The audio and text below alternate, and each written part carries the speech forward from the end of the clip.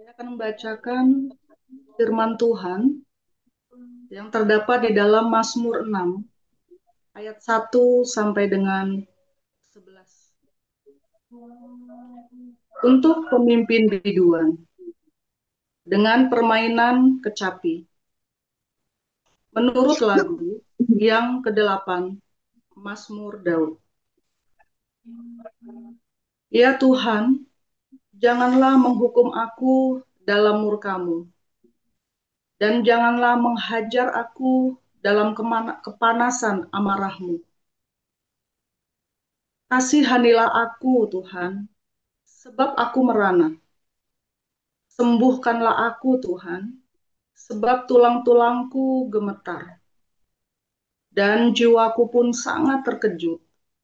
Tetapi Engkau, Tuhan, berapa lama lagi? Kembalilah pula, Tuhan, luputkanlah jiwaku. Selamatkanlah aku oleh karena kasih setiamu. Sebab di dalam maut tidaklah orang ingat kepadamu. Siapakah yang akan bersyukur kepadamu di dalam dunia orang mati? Lesu aku karena mengeluh. Setiap malam aku menggenangi tempat tidurku dengan air mataku. Aku membanjiri ranjangku. Mataku mengidap karena sakit hati, rabun karena semua lawanku. Menjauhlah daripadaku, kamu sekalian yang melakukan kejahatan. Sebab Tuhan telah mendengar tangisku. Tuhan telah mendengar permohonanku. Tuhan menerima doaku. Semua musuhku mendapat malu dan sangat terkejut. Mereka mundur dan mendapat malu dalam sekejap mata. Demikian.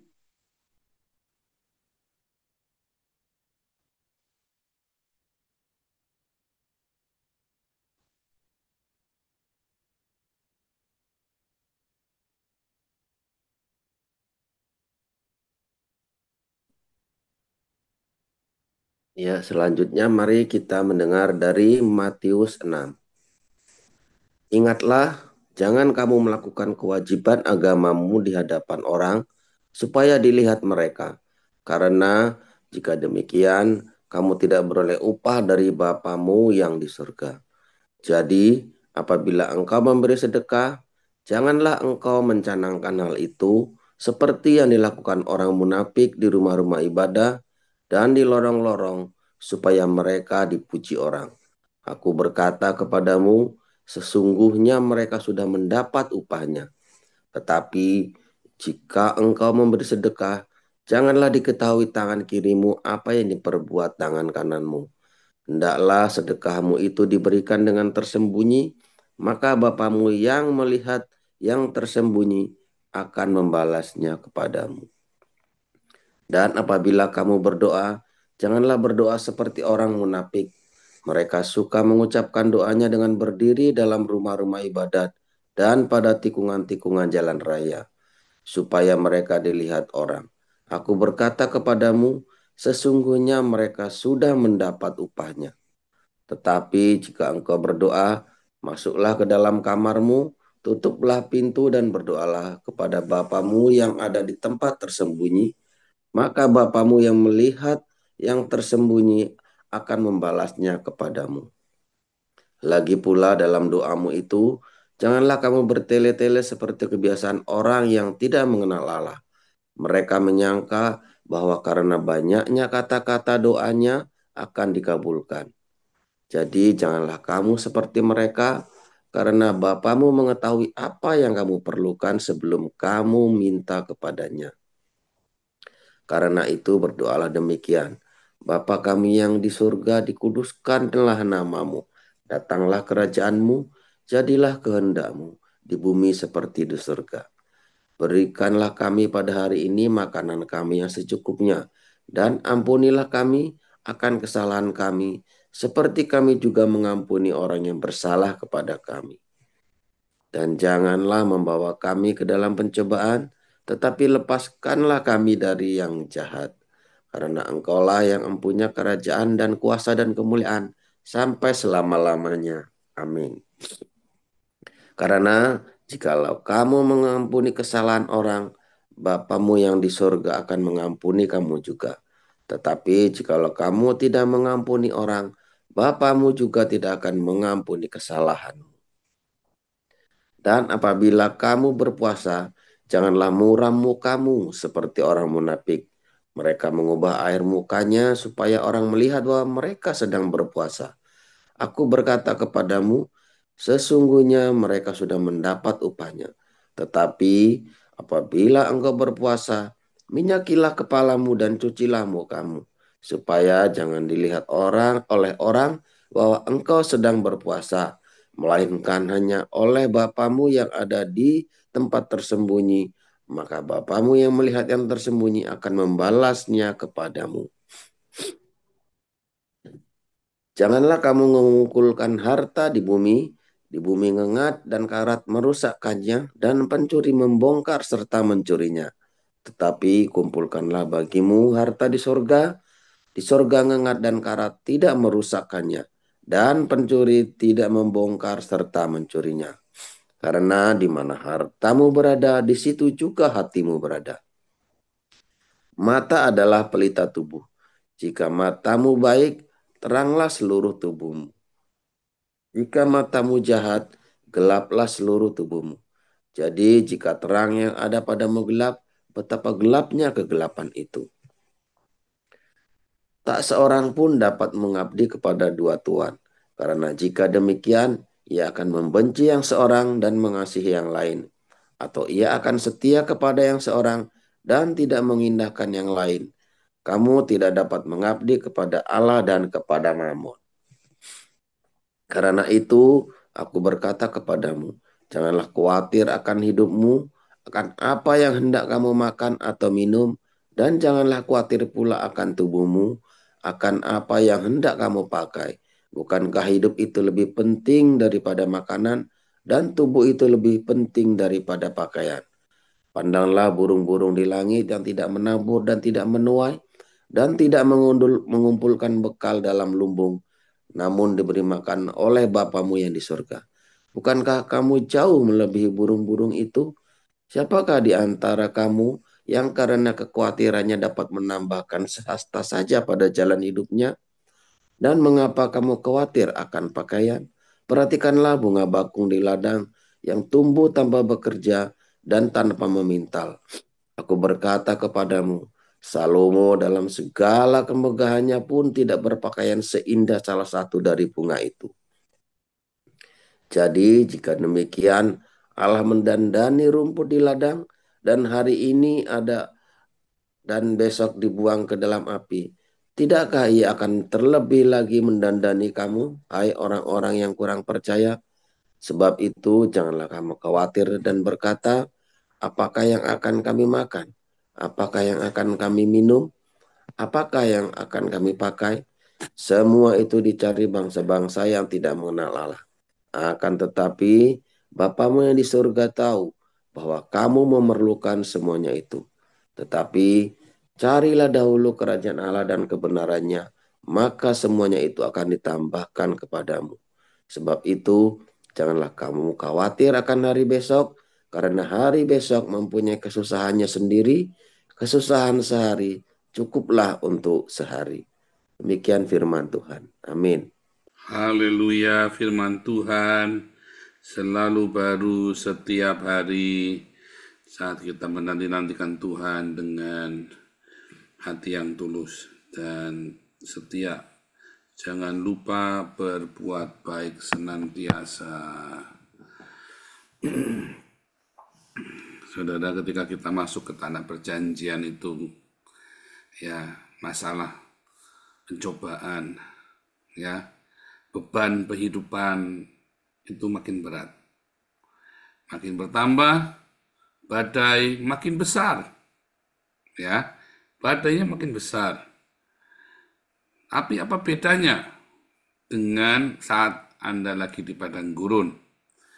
Di padang gurun kamu jatuh bangun, di padang gurun kamu memanggil Tuhan dan dia tidak menjawab. Sebetulnya dia menjawab, tapi kamu nggak dengar karena badainya itu berisik. Ya, di padang gurun itu tidak menentu, kamu nggak tahu mau kemana, muter-muter. Di padang gurun itu makanan, air serba sedikit. Di padang gurun itu kamu tidak pernah melihat, menuai apa yang kamu tanam. Di padang gurun itu kamu hanya melihat kematian. Kamu hanya melihat gagal, gagal, gagal, sial, sial, sial. Tapi di padang gurun itu kamu dilatih untuk berperang. Ya, untuk kamu kuat, tabah, dibanting, diremukan, dihancurkan, bangun lagi, jatuh, bangun lagi, jatuh, bangun lagi, sampai otot-otot rohanimu kuat. Sampai seluruh otot-otot jiwamu kuat. Sampai kamu bisa mendengar suara yang lembut di tengah badai yang begitu besar. Sampai kamu bisa mencukupkan dirimu dengan apa yang ada sekalipun hampir tidak ada. Di padang gurun kamu belajar hidup sederhana. Di padang gurun kamu belajar untuk setia, belajar untuk sabar, untuk tidak mengeluh, untuk kamu selalu mengucap syukur. Sebab setiap kamu mengeluh, perjalanannya tambah panjang. Ya, saya nggak lagi nyinggung kalian. Saya lagi ngasih tahu itu yang saya alami, dan saya yakin 90% kalian mengalaminya. Di padang gurun penuh dengan pengkhianatan. Di padang gurun penuh dengan segala macam ilusi fatamorgana dari agama. Ya, kepalsuan ajaran yang nggak benar, yang justru menyesatkan kamu makin ke dalam padang gurun, bukannya membawa ke tanah perjanjian dengan berbagai macam doktrin dogma yang nggak perlu, sehingga kamu sibuk dengan doktrin dogma benar salah, kamu lupa kamu mau kemana ya sebenarnya, aku ini mau kemana sebenarnya, sampai kamu lupa kamu ini mau apa sih sebenarnya, mau kemana. Tetapi di tanah perjanjian badai ada badai di tanah Israel, ada badai di tanah Kanaan. Besar, badainya besar. Apa ada kekeringan? Ada kekeringan. Apa di sana ada penyakit? Ada penyakit. Apakah ada kematian? Ada kematian. Apakah kamu bisa gagal? Bisa. Apakah kamu bisa kehilangan arah? Ya kelewatan kalau kamu sampai kehilangan arah. Loh, kamu sudah dari tanah perjanjian kok sampai kehilangan arah. Apakah kamu tidak mendengar suara Tuhan? Seharusnya suara Tuhan itu begitu jelas. Ya, karena itu tanah perjanjian, tanah punyanya Tuhan. Ada Tuhan di sana bersama denganmu.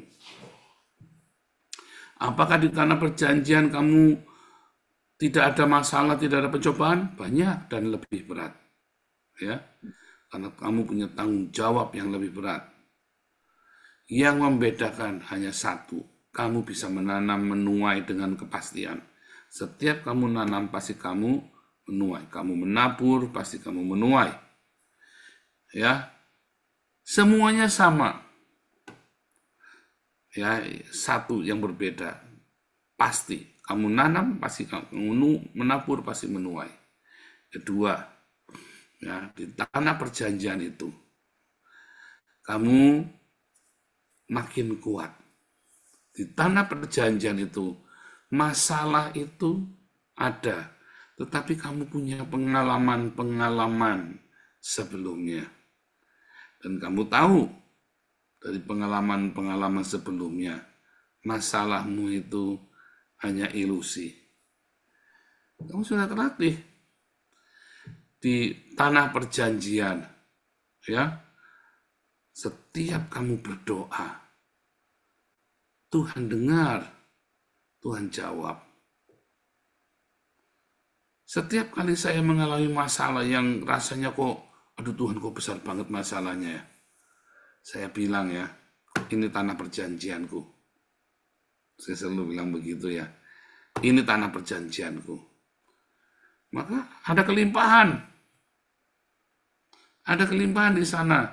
Saya tidak berkata bahwa kaya raya, pakai mobil yang mewah, pakai baju yang mahal, dengan segala macam hedonisme, enggak. Saya lagi cerita ada kelimpahan, itu artinya kami bisa berbagi. Kami tidak akan kekurangan. Semua yang kami tabur pasti akan kami tuai. Ya, tidak ada lagi belalang pelahap, belalang pindahan, belalang pelompat, apalagi belalang kupu-kupu. Siang makan nasi, kalau malam minum susu. Enggak ada ya. Karena kami memberikan seluruh hidup kami sebagai sedekah bagi kerajaan Allah. Nah, Tuhan mendengar. Kemarin saya ajarin bagaimana Anda bermeditasi. Ya, dalam setiap pekerjaanmu kamu bisa bermeditasi. Lagi Pak Mulia lagi naik motor sendirian di jalan nganter barang. Ya, bisa bermeditasi. Ibu-ibu yang lagi masak bisa bermeditasi, lagi nyuci, meditasi. Itu sebuah meditasi ya. Bapak-bapak ya, apalagi opa-opa, oma-oma yang sudah pensiun, gunakan waktu untuk bersyafaat. Ya, gunakan waktu untuk bersyafaat. Baca firman Tuhan yang banyak. Setiap kita ya punya banyak waktu untuk bermeditasi, hanya Anda menggunakannya atau tidak. Ya, ada masa-masa yang berat. Tetapi dalam meditasimu kamu dengar suara Tuhan. Dalam meditasimu kamu mendengar. Kamu menganan, mengiri, kamu dengar dengan jelas. Kata firman Tuhan, penebusmu tidak akan menyembunyikan wajahnya dari kamu lagi. Ya kan? Bapamu yang tersembunyi itu tidak akan menyembunyikan wajahnya dari kamu lagi. Dia akan dengar. Kamu berdoa, dia akan jawab doamu. Di padang gurun kamu sibuk. Kamu terlalu sibuk dengan badaimu. Tapi di tanah perjanjian kamu dengar. Kamu bisa mendengar angin sepoi-sepoi dengan jelas. Di mana Tuhan bicara. Maka dari itu, saudara, setiap hari ya berlatih meditasi itu penting. Merenungkan firman-Mu ya. Ku renungkan firman-Mu siang dan malam, ku pegang perintah-Mu dan ku lakukan. Engkau tahu ya Tuhan, tujuan hidupku hanyalah untuk menyenangkan hatimu. Kita seringkali lupa. Kita ini mau ngapain sih? Kamu sibuk dengan doktrinmu. Renungkan firman Tuhan. Bukan sekedar studi Bible, bukan. Kamu merenungkan, meditasi. Logosnya dimeditasi sampai jadi rema. Kamu lakukan, berulang-ulang kamu lakukan. Salahnya di mana? Lalu kamu melihat, kamu amatin. Sebab saat kamu lagi berdoa, ya, di dalam doamu kepada Tuhan, di dalam doa dan permohonanmu, Tuhan mendengar dan kamu tahu kalau Dia mendengar. Dan kamu tahu jawaban doamu sebetulnya. Jangan takut, jangan gentar. Mulai dari padang gurun, kamu belajar setiap hari. Di dalam badaimu itu kamu dengarkan. Ya, satu suara, kata firman Tuhan. Satu logos saja Tuhan. Maka hambaku akan disembuhkan. Nggak perlu datang Tuhan. Nggak perlu repot-repot. Satu logos saja. Satu firman, satu perkataanmu saja Tuhan. Ya, satu logos loh, belum jadi rema. Satu logos yang benar yang dari Tuhan Yesus. Tiap hari kamu butuh satu logos yang jadi rema buatmu. Ya, yang logos itu bisa menjadi rema. Kamu berdoa kepada Tuhan dan Dia akan menjawab. Dia tidak akan sembunyikan wajahnya dari kamu lagi. Padahal sebenarnya dia juga tidak pernah menyembunyikan wajahnya darimu. Cuman kamu melihatnya dalam badai. Ya, maka kamu takut. Tapi di tanah perjanjian, kamu sungguh-sungguh benar, kamu melihat wajahnya. Kamu merasakan hadiratnya. Tugasmu di tanah perjanjian, ya simpel, diakonia. Melanjutkan pekerjaanmu di padang gurun, diakonia. Bedanya di tanah perjanjian, kamu berdiakonia lebih dahsyat. Dulu saya di padang gurun, diakonianya beras. Ya, 1 bulan saya sisihkan 20 kilo. Ya, saya bagi-bagi ya, sekilo, ya 500 gram, sekilo. Jadi saya tiap hari bagi 1 kantong atau 5 kantong. Kalau pada waktu yang nggak ada waktu yang nggak. Jadi pokoknya 1 bulan 20 kilo 1 karung itu saya bagi. Hari ini kita nggak bagi 20 kilo ya, ya kita manage ya untuk ratusan bahkan ribu orang. Ya kan? Di tanah perjanjian kamu ada pelipat gandaan. Maka doamu pun sebetulnya didengar Tuhan. Jangan takut. Saya kalau setiap kali kita lagi ada satu kebutuhan atau ada satu hal. Kok ini. Oke, bilang Jehovah Jireh. Jehovah Jireh. Itu begitu ya, saudara ya. Nggak usah kita marah, nggak usah kita takut, nggak usah kita kecewa. Jehovah Jireh, Jehovah Shalom, Jehovah Sebaot. Gitu ya. Ini tanda perjanjian kami. Sama saya misalnya ya, ada orang mau kurang ajar di rumah saya, ya saya gebrak, ini rumah saya. Kan begitu kan. Ini rumah saya, kamu keluar. Kan begitu, kalau ada orang jahat kan, kita gebrak, kamu keluar. Ini rumah saya. Nah, tunjukkan otoritasmu, ini tanah perjanjianmu. Saya begitu ya, ini tanah perjanjianku. Enaknya itu begitu ya. Kalau di padang gurun kamu melewati daerahnya orang lain. Tapi di tanah perjanjian kamu bilang sama iblis, ini tanah perjanjianku, minggir kamu. Gitu ya, saya begitu. Ini tanah perjanjianku, minggir kamu. Di padang gurun kamu tiap hari jeritan, Tuhan tolong kita binasa, Tuhan tolong kita binasa. Tapi di tanah perjanjian doamu bukan Tuhan tolong kita binasa. Ya. Tuhan, bagaimana aku bisa menyenangkanmu senantiasa? Enak kan doanya kan? Di padang gurun, Tuhan tolong aku, Tuhan tolong aku, Tuhan tolong aku. Di tanah perjanjian doamu adalah jadilah kehendakmu terus. Ya, selalu berdoanya, Tuhan, bagaimana aku bisa menjadi berkat bagi dunia ini? Bagaimana aku bisa jadi terang bagi dunia ini?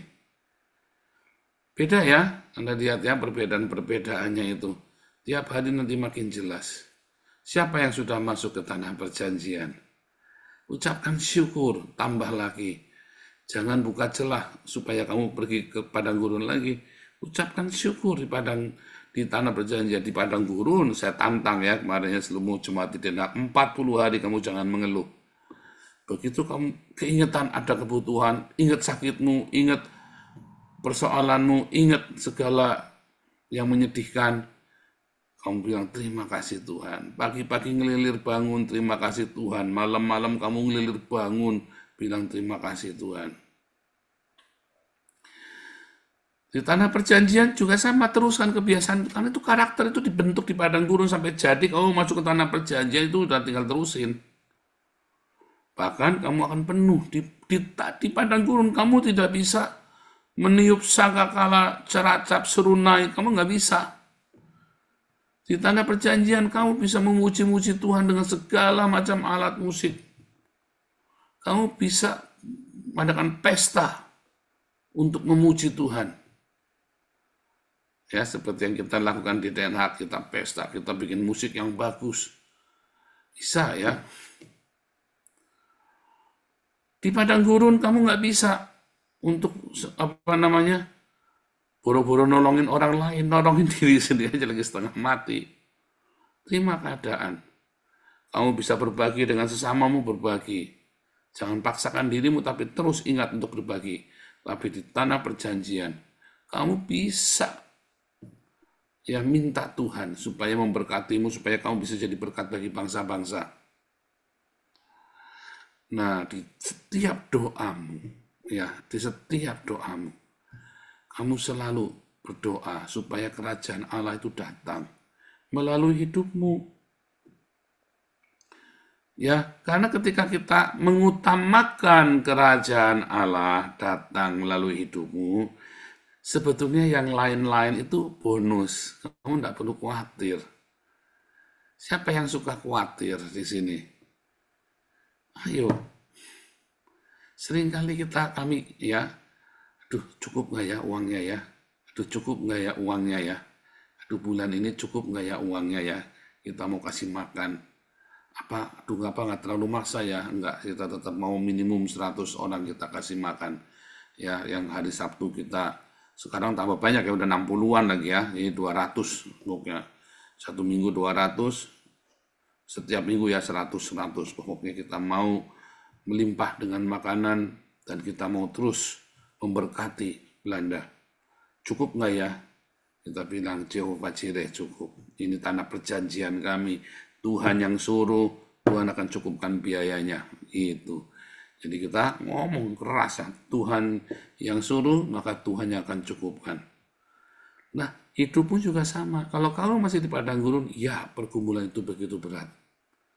Jangan khawatir, itu kamu harus latihan terus. Sebab nanti kamu masuk tanah perjanjian, tugasmu lebih berat. Tugasmu bukan hanya untuk dirimu, tapi untuk orang-orang yang bersama dengan kamu. Kamu jadi minta kerajaanmu datang di dalam hidupku untuk dunia ini. Nah, itu kamu harus latihan di padang gurun. Sehingga di tanah perjanjian kamu benar-benar punya karakter ilahi, kamu diberkati, kamu tidak goyang. Kamu nggak lupa ya bahwa padang gurun itu nggak enak, supaya kamu menghargai tinggal di tanah perjanjian. Tapi jangan takut, entah kamu di padang gurun, entah kamu di tanah perjanjian. Bapa kita di surga selalu mendengar doa kita. Hanya seringkali ketika dia bicara di padang gurun, kamu harus benar-benar mendengar di tengah badai itu suara yang lembut. Suara Bapamu yang lembut itu di tengah badai. Kalau di tanah perjanjian, kamu mendengar suara itu berbisik kepadamu dengan jelas. Di tanah perjanjian dia tidak menyembunyikan diri bagimu, maka itulah tanah perjanjian. Ya. Tetapi di padang gurun seakan-akan dia tersembunyi. Ayo. Jangan mengeluh, ucapkan syukur, tetap percaya, berbagi dengan sesama. Tiba-tiba kamu nyampe tanah perjanjian, karaktermu sudah jadi, kamu sudah kuat, dan kamu bisa jadi berkat bagi bangsa-bangsa. Ya, aduh Pak, saya cuma supir gojek, Pak, saya cuma tukang ojek, jadi berkat. Kamu akan jadi berkat, ya. Haleluya, ucapkan syukur dan bilang kepada Bapamu yang tersembunyi. Ya Bapa, Bapa ini aku anakmu, pakailah sesuai dengan rencanamu. Amin. Haleluya.